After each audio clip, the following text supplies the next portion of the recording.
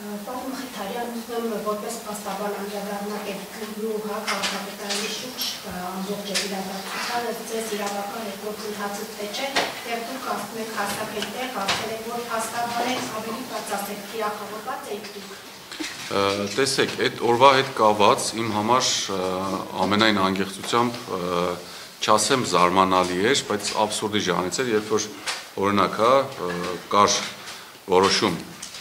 ձերբակալելու բերման ենթարկելու Գյումրու քաղաքապետ Վարդան Ղուգասյանին, իմ համար առաջի հարցը, որ մինչև այսօր չունի պատասխան, վերաբերում էր նրան, թե լավ,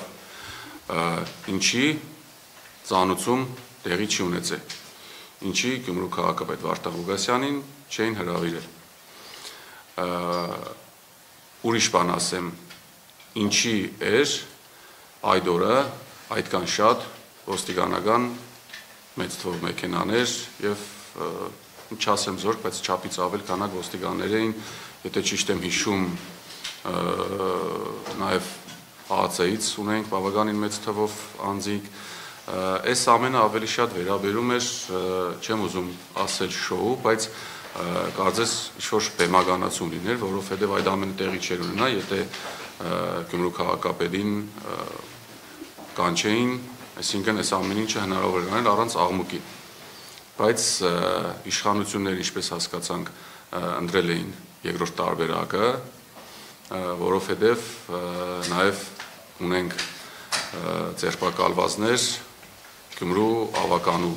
անդամներից, ովքեր կոմունիստական կուսակցության անդամներ են,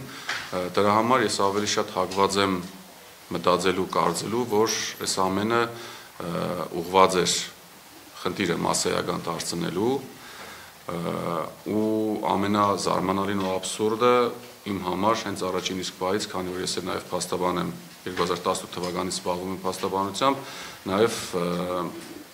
հոդվածներն էին զանգվածային անկարգություն, մի տեսակ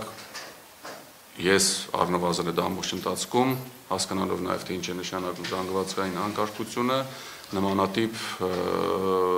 քայլեր ես չեմ տեսել, չգիտեմ, տեսակցությունները արդյոք առկա են նմանատիպ բաներ թե չէ,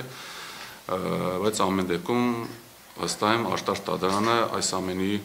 պատասխանը շատ մոտ ապագայում կտա։ Այստեղ նաև